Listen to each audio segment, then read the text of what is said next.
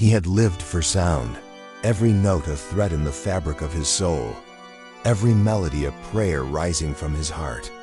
From the time he was 5, when his tiny fingers first struck ivory keys on an old piano his father had rescued from a dusty church basement, Daniel Brooks believed that music was his language with God. He played when he was happy. He played when he cried. He played when words failed him. Over the years, his gift grew until his compositions filled concert halls and moved strangers to tears. People said Daniel had the rare ability to make a piano speak, to turn silence into emotion. But Daniel never thought about the silence itself. To him, silence was only the space between notes, something to be conquered, not cherished.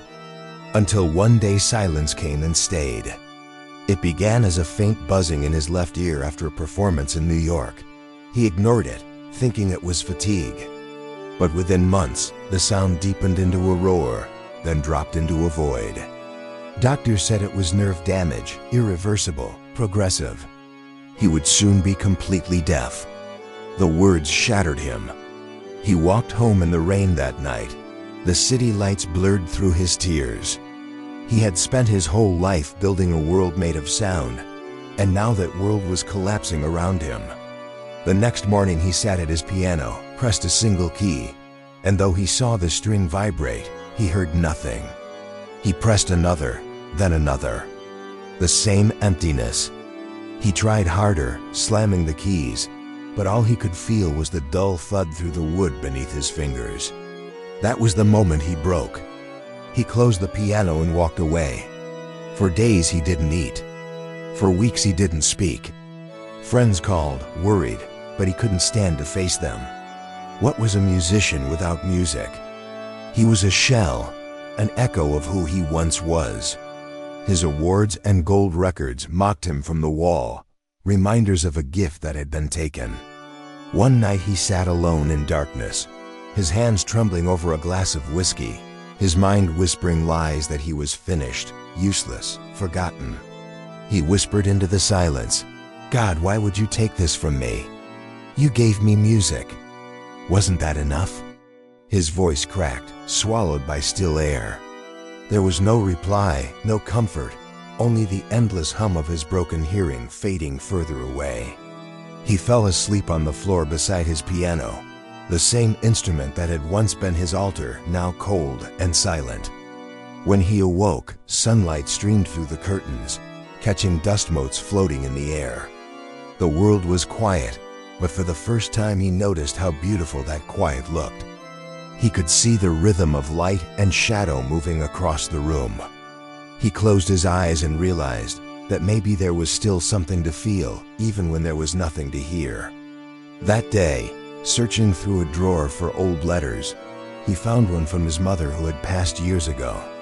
Her handwriting flowed across the page like a melody.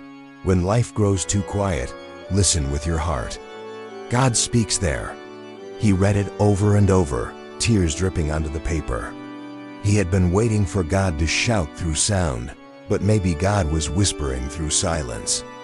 That night he lit a candle, sat on the floor, and prayed. He didn't ask for his hearing back. He simply said, "If you're still here, help me listen."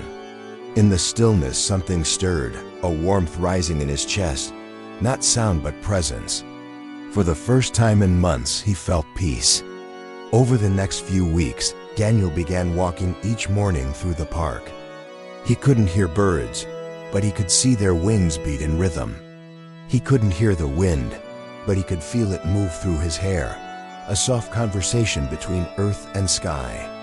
He realized that silence wasn't the absence of sound.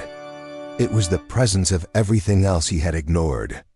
He began keeping a small notebook, writing what he saw, what he felt, what he sensed deep inside. Slowly, his despair transformed into worship. One day, without planning to, he sat again at his piano. He placed his hands gently on the keys and pressed one. He couldn't hear the note, but he felt its vibration travel up his arms and into his chest. He pressed another, then another, letting the rhythm of the vibrations guide him. The melody that formed wasn't meant for ears, it was meant for the soul. He began composing again, not with sound but with faith. He played every day, trusting the feeling more than memory. His neighbors often stood outside his window, listening. One afternoon, a young woman who had lost her husband knocked on his door. She told him that his music had become her prayer. "When I listen, I feel hope," she said. Daniel couldn't hear her voice, but he could see it in her eyes, and that was enough. Word spread of the deaf composer who played by heart. His new pieces were unlike anything he had written before. They carried stillness, peace, and grace. People said they felt God in his music. Invitations came from churches, from hospitals, from communities looking for comfort. Daniel began sharing not just his songs, but his story. He told them how silence broke him, only to rebuild him in faith. He told them that when everything is stripped away, what remains is what matters most. Years passed, and his home filled again with purpose. He mentored young musicians, many facing struggles of their own. One boy who was blind asked him how to play without seeing. Daniel took his hands, placed them on the piano, and said, "You don't need to see or hear. You just need to feel." Together they played, one guided by touch, the other by vibration. Two souls joined in a soundless hymn of grace. Daniel began performing again, standing barefoot on the stage to feel every note resonate through the floor. The audience would fall silent, sensing something divine in the air, a sacred presence woven between the pauses.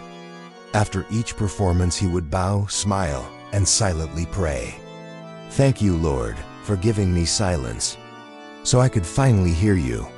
One evening, after a concert at a small church, he stood alone by the altar. The pastor approached and handed him a small wooden cross. "Your music has healed more people than you'll ever know," he said. Daniel closed his eyes, held the cross, and remembered the night he had cursed God. He felt tears again, but this time they were tears of gratitude. His hearing had never returned, but he had gained something far greater, a connection that no sound could give. Years later, an interviewer asked him how he could compose such moving pieces without hearing. Daniel smiled and wrote on a notepad, "Because I no longer make music. I let God play through me."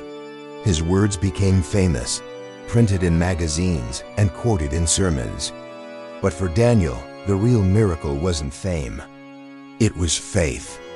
In his quiet home, surrounded by candles and his old piano, he would still sit for hours, feeling the vibration of every note, whispering prayers between keystrokes.